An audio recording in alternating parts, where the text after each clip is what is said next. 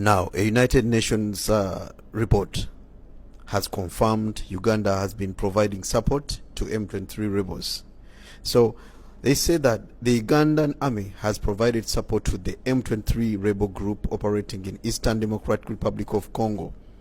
A United Nations report seen by Reuters on Monday said as escalating clashes there fuel fears of a new all-out conflict, Uganda denied involvement, saying it is cooperating closely with the Congolese government forces. So the UN has long accused Rwanda of backing the M23, which has repeatedly seized large parts of mineral-rich eastern Congo.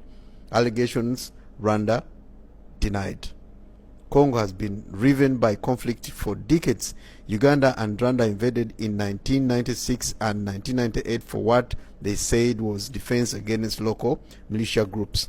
Uganda is still conducting joint operations with Congolese troops against a rebel Ugandan group.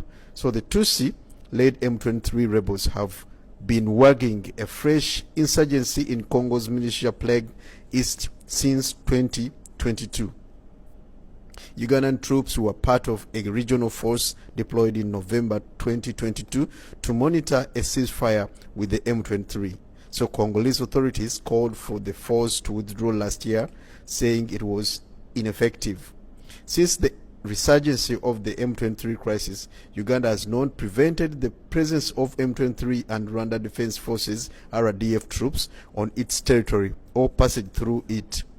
So the UN Security Council's group of experts said in the report, which was sent to the UN Security Council Sanctions Committee at the end of April and then to members of the Security Council in June. The UN group also said it had obtained evidence confirming active support for M23 by officials from the military and military intelligence, with M23 leaders including the sanctioned Sultan Makenga traveling to Uganda for meetings.